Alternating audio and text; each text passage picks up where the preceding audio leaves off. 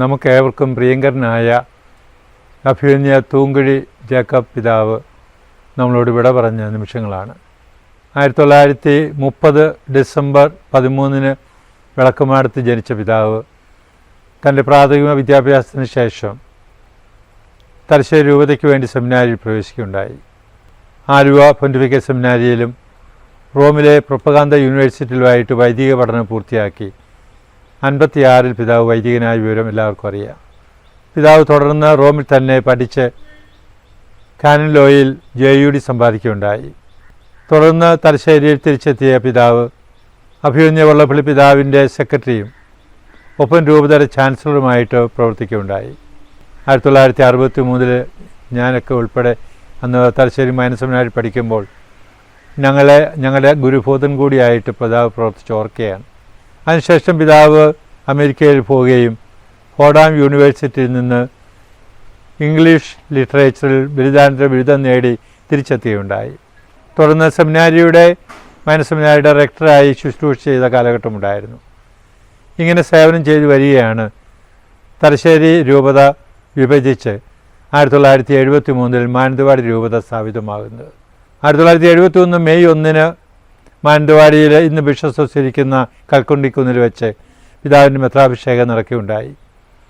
തുടർന്ന് 22 വർഷങ്ങൾ പിതാവ് മാനന്തവാടി രൂപതയ്ക്കാണ് തൻ്റെ സേവനങ്ങൾ കാഴ്ചവെച്ചത്. മാനന്തവാടി രൂപത എന്ന വസ്ത്രം എടുക്കുകയാണെങ്കിൽ അതിൻ്റെ ഊടും പാവും നെയ്തെടുക്കുവാൻ പിതാവ് അത്യധികമായി പരിശ്രമിച്ചിട്ടുണ്ട്.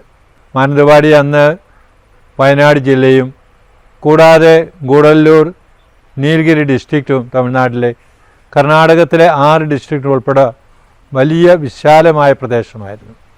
കൂടാതെ മാനന്തവാടി രൂപതയോട് മലപ്പുറം ഡിസ്ട്രിക്റ്റിൻ്റെ നിലമ്പൂർ ഭാഗവും കണ്ണൂർ ഡിസ്ട്രിക്റ്റിൻ്റെ കൊട്ടിയൂർ കേളകം പഞ്ചായത്തുകളും കൂട്ടിച്ചേർത്തുകൂടി ഓർക്കുകയാണ്. മാനന്തവാടി രൂപതയുടെ പൊതുവായ വികസനത്തിന് വേണ്ടി അക്ഷീണം പ്രയത്നിച്ചു പിതാവ്.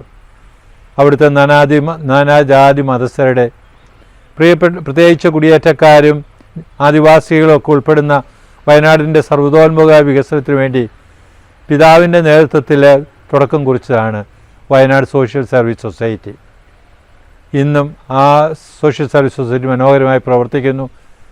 ആ സൊസൈറ്റിയിലൂടെ വയനാടിൻ്റെ വികസനത്തിന് ആവശ്യമായ ഒത്തിരിയേറെ പദ്ധതികൾ ആവിഷ്കരിക്കുകയും നടപ്പാക്കുകയും ചെയ്തൊക്കെ ഓർക്കുകയാണ്. പിന്നീട് വയനാട് ജില്ല രൂപീകൃതമായ അവസരത്തിൽ വയനാട് ജില്ലയുടെ സമഗ്രമായ വികസനത്തിന് വേണ്ടി ഒരു ഭാവി പ്ലാനുകൾ തയ്യാറാക്കുവാനായിട്ട് ഗവൺമെൻറ് ആവശ്യപ്പെട്ടത് ഈ വയനാട് സോഷ്യൽ സർവീസ് സൊസൈറ്റിയോടാണെന്ന് അറിയുമ്പോൾ അതിൻ്റെ പ്രാധാന്യം നമുക്ക് ഊഹിക്കാവുന്നേ ഉള്ളൂ. തുടക്കത്തിൽ നമുക്കറിയാം മാനന്തവാടി രൂപതയിൽ പരിമിതമായ സൗകര്യങ്ങളെ ഉണ്ടായിരുന്നുള്ളൂ. പിതാവിനെ സംബന്ധിച്ചിടത്തോളം ഇടവകൾ തുടങ്ങണം, പുതിയ ദേവാലയങ്ങൾ പണിയപ്പെടണം, വൈദികർക്കൊക്കെ താമസിക്കാൻ വൈദിക മന്ദിരങ്ങളുണ്ടാകണം. കൂടാതെ അവികസിതമായ പ്രദേശത്ത് സ്കൂളുകളൊക്കെ ഉണ്ടാകേണ്ടത് ആവശ്യമായിരുന്നു. LP സ്കൂളുകളും UP സ്കൂളുകളും ഹൈസ്കൂളുകളൊക്കെ തുടങ്ങുന്നതിൽ പിതാവ് പ്രത്യേക ശ്രദ്ധ ചെലുത്തിയിരുന്നത് ഓർക്കുകയാണ്. കുറേ കാലഘട്ടം കഴിഞ്ഞപ്പോൾ ഇന്ന് കണ്ണൂർ യൂണിവേഴ്സിറ്റിയുടെ കീഴിൽ മനോഹരമായി പ്രവർത്തിക്കുന്ന മേരി മാതാ കോളേജിന് തുടക്കം കുറിച്ചതും പിതാവ് തന്നെയാണ്. കൂടാതെ നമുക്കറിയാൻ സാധിക്കും രൂപതയുടെ ആത്മീയവും ഭൗതികമായ ഉന്നമനത്തിനു വേണ്ടി വളരെയേറെ കഠിനാധ്വാനം പിതാവ് ചെയ്തിട്ടുണ്ട്, അല്ലെങ്കിൽ പിതാവ് നേതൃത്വം വഹിച്ചിട്ടുണ്ട്. രൂപതയുടെ വിവിധങ്ങളായ പ്രവർത്തനങ്ങളുടെ കേന്ദ്രീകരിക്കുന്ന കേന്ദ്രമായ പാസ്റ്റർ സെൻ്ററിൻ്റെ സ്ഥാപനം, അതോടൊപ്പം തന്നെ മൈനർ സെമിനാരിയുടെ സ്ഥാപനം, ഇതൊക്കെ പിതാവിൻ്റെ മനോമുകുരത്തിൽ വിരിഞ്ഞ ആശയങ്ങളാണ്. വയനാട്ടിലെ പാവപ്പെട്ട ജനങ്ങൾക്ക് പ്രത്യേകിച്ച് അക്ഷരാഭ്യാസം കുറവുള്ളവരും പാവപ്പെട്ടവരുമായ ആളുകൾക്ക് പ്രത്യേകമായ ശുശ്രൂഷ, അവരുടെ മനസ്സും ഹൃദയവും അറിഞ്ഞ് സേവനം ചെയ്യണമെന്ന ഉദ്ദേശത്തോടുകൂടിയാണ് പിതാവ് ക്രിസ്തുദാസി സമൂഹത്തിന് രൂപം കൊടുത്തത്. ഇന്ന് ആ സമൂഹം വളർന്ന് കേരളത്തിൻ്റെ വിവിധ രൂപതയിൽ സേവനം ചെയ്യുന്നു മാത്രമല്ല, കേരളത്തിന് പുറത്തും ഇന്ത്യക്ക് പുറത്തും വളരെ സുദീർഘമായ രീതിയിൽ സേവനം ചെയ്യുന്ന സന്യാസിനി സമൂഹമാണെന്ന് കൂടി അവസരത്തിൽ ഓർക്കുകയാണ്. 22 വർഷത്തെ സേവനത്തിന് ഇടയ്ക്ക് ശേഷം പിതാവ് 1995 താമരശ്ശേരി രൂപതയിലേക്ക് അവിടുത്തെ 2ാമത്തെ ബിഷപ്പായിട്ട് മാറുകയുണ്ടായി. പക്ഷേ താമരശ്ശേരിയിലെ പിതാവ് 1.5 വർഷമേ ഉണ്ടായിരുന്നുള്ളൂ. അതിനുശേഷം 1996 തൃശ്ശൂർ അതിരൂപതയുടെ മെത്രാപ്പൊലീത്തയായിട്ട് നിയമിക്കുകയുണ്ടായി. ഡിസംബർ മാസത്തിലാണ്. തൃശ്ശൂർ ഏതാണ്ട് 11 വർഷത്തോളം പിതാവ് സേവനം ചെയ്യുകയുണ്ടായി. തൃശ്ശൂരിൻ്റെ പുതിയൊരു മുഖം സൃഷ്ടിച്ചെടുക്കാൻ പിതാവിന് സാധിച്ചു. ഇന്ന് തൃശ്ശൂരിൻ്റെ അഭിമാനമായി നിൽക്കുന്ന പല സ്ഥാപനങ്ങൾക്കും തുടക്കം കുറിക്കുവാൻ പിതാവിന് സാധിച്ചു എന്ന് പ്രത്യേകിച്ച് അനുസ്മരിക്കേണ്ടതാണ്.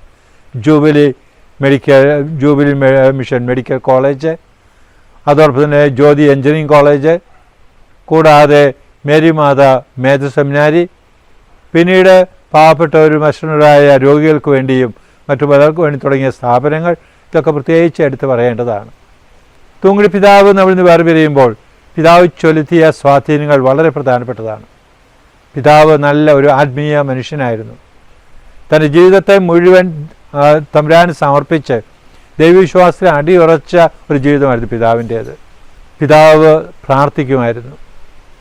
എവിടെ പോയി രാത്രി എത്ര ലേറ്റായി വന്നാലും കർത്താവിൻ്റെ സന്നിധിയിൽ 1-1.5 മണിക്കൂർ സമയം ഇരുന്ന് പ്രാർത്ഥിക്കുന്നത് എൻ്റെ വ്യക്തിപര അനുഭവമാണ്. പിതാവിൻ്റെ കൂടെ പിതാവിൻ്റെ കീഴിൽ 22 വർഷം രൂപതയിൽ ജോലി ചെയ്യാൻ സാധിച്ചത് ഭാഗ്യമായിട്ട് കരുതുകയാണ്. അവസാനം പിതാവ് താമരശ്ശേരിയിലേക്ക് ട്രാൻസ്ഫർ ആകുന്ന അവസരത്തിൽ പ്രൊക്രേറ്ററായിട്ട് സേവനം ചെയ്യാൻ കഴിഞ്ഞപ്പോൾ ഞാൻ പലപ്പോഴും ഈ കാര്യങ്ങളൊക്കെ ശ്രദ്ധിച്ചിട്ടുണ്ട്. വിനയാന്വിതമായ വ്യക്തിത്വത്തിൻ്റെ ഉടമയായിരുന്നു പിതാവ്. ആർക്കും പിതാവിനെ എപ്പോൾ വേണമെങ്കിലും സമീപിക്കുമായിരുന്നു. പ്രത്യേകിച്ച് അപ്പോയിൻറ്റ്മെൻറ്റുകളൊന്നും എടുക്കാതെ തന്നെ കാണാൻ വരുന്ന വ്യക്തികൾക്ക് അദ്ദേഹം സംലഭ്യനായിരുന്നു എന്നുള്ള പ്രത്യേകതയാണ്. സൗമ്യമായിട്ടാണ് എല്ലാവരോടും ഇടപെട്ടത്, സ്നേഹപൂർവ്വമാണ് ഇടപെട്ടത്. ജ്ഞാനാദാദി മതസ്ഥരെ സംബന്ധിച്ചിടത്തോളം അവരുടെ എല്ലാം പിതാവായിട്ടാണ് തൂങ്ങുഴി പിതാവ് അറിയപ്പെട്ടിരുന്നത്. അതേസമയത്ത് തന്നെ വൈദികരോടൊക്കെ വളരെയേറെ സ്നേഹവും താല്പര്യവും പിതാവിനുണ്ടായിരുന്നു. തൻ്റെ കൂടെ ജോലി ചെയ്യുന്ന എല്ലാവരെയും, വൈദികരായാലും സിസ്റ്റേഴ്സായാലും അൽമായരൊക്കെ ആയാലും, അവരെയൊക്കെ വിശ്വസ്തയിലെടുത്ത് ഉത്തരവാദിത്തങ്ങൾ ഏൽപ്പിച്ചു കൊടുക്കുന്ന പ്രത്യേക ഒരു പ്രവർത്തന ശൈലി ഉണ്ടായിരുന്നു. നമ്മളിന്നൊക്കെ പറയും ഒരു പാർട്ടിസിപ്പേറ്ററി ശൈലി ഇന്നത്തെ പ്രത്യേകതയാണെങ്കിൽ പിതാവ് അത് പണ്ട് തന്നെ അതുള്ള വ്യക്തിയായിരുന്നു. അൽമായ നേതൃത്വത്തെ പിതാവ് വളർത്തിയെടുക്കാൻ ശ്രദ്ധിച്ചിരുന്നു. രൂപതയുടെ ആരംഭത്തിൽ പിതാവ് വളർത്തിയെടുത്ത അൽമായ നേതൃത്വം ഇപ്പോഴും സജീവമായിട്ട് മാനന്തവാടി രൂപതയുടെ പ്രവർത്തനങ്ങൾ പിന്നിലുണ്ടെന്ന് പറയുമ്പോൾ അത് എത്ര പ്രധാനപ്പെട്ടതാണ് നമുക്ക് ഊഹിക്കാൻ സാധിക്കും. കൂടാതെ പിതാവിനെ സംബന്ധിച്ചിടത്തോളം പിതാവ് ഒരു ദീർഘവീക്ഷണമുള്ള ആളായിരുന്നു. വയനാടിൻ്റെ ജനതയ്ക്ക് വേണ്ടി അല്ലെങ്കിൽ തൃശ്ശൂരിലെ ജനതയ്ക്ക് വേണ്ടി സ്വപ്നങ്ങൾ കാണാനും ആ സ്വപ്നങ്ങളൊക്കെ നടപ്പാക്കുവാൻ പ്രത്യേക ഒരു ശ്രദ്ധ അദ്ദേഹത്തിനുണ്ടായിരുന്നു. വ്യക്തിപരമായ ബന്ധങ്ങൾ സ്ഥാപിക്കുന്ന ആളായിരുന്നു പിതാവ്. അത് നിലനിർത്തുവാൻ പ്രത്യേകിച്ച് ശ്രദ്ധിച്ചിരുന്നു. കരുതലോടെയും സ്നേഹത്തോടും കൂടിയുള്ള പിതാവിൻ്റെ ഇടപെടലുകൾ ആർക്കും ഒരിക്കലും മറക്കാൻ പറ്റുകയില്ല. പിതാവ് നമ്മളിന്ന് വേർപിരിഞ്ഞിരിക്കുന്ന ഈ അവസരത്തിൽ ഇതെല്ലാം സ്നേഹത്തോടെ ഓർക്കുകയാണ്. പിതാവ് മുഖേന കിട്ടിയ കൃപകൾക്ക് നന്ദി പറയാൻ കൂടി ഈ അവസരം വിനിയോഗിക്കുകയാണ്. പിതാവിൻ്റെ ആ മനുഷ്യരുമായിട്ട് ഇടപെടുന്ന ശൈലികൾ, വിനയാന്വിതമായ പെരുമാറ്റം, വളരെ പുഞ്ചിരിയോടുകൂടിയ സംസാരങ്ങൾ, കുട്ടികൾക്കൊക്കെ മനസ്സിലാകുന്ന വിധത്തിലുള്ള പിതാവിൻ്റെ പ്രസംഗങ്ങൾ, അവതരണ ശൈലി, ഇതൊക്കെ ഒത്തിരിയേറെ പേർക്ക് മാതൃകയായി തീർന്നിട്ടുണ്ട്. ഒരുപക്ഷെ ഞങ്ങൾ പലരും പിതാവിൻ്റെ ആ ശൈലി പിൻചൊല്ലുവാൻ ആഗ്രഹിച്ചിട്ടുണ്ടെന്നുള്ളതാണ് സത്യം. പിതാവിനെ ഓർത്ത് നമുക്ക് തമ്പുരാന് നന്ദി പറയാം. പിതാവ് മുഖേന കിട്ടിയ കൃപകൾക്ക് നന്ദി പറയാം.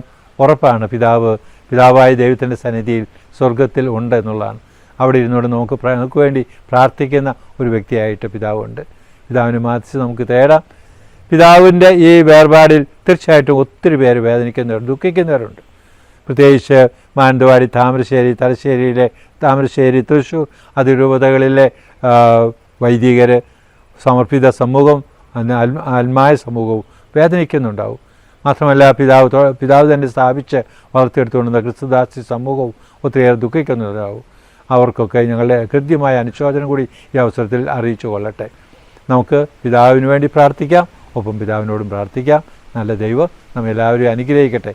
ഒരിക്കൽ കൂടി പിതാവ്, ആ വലിയ വ്യക്തിയായ തൂങ്ങുഴി പിതാവിൻ്റെ ഓർമ്മകൾക്ക് മുമ്പിൽ നമസ്കരിക്കാൻ നിന്നുകൊണ്ട് പ്രാർത്ഥനയോടെ ഞങ്ങളെ കാട്ടുപിതാവ്.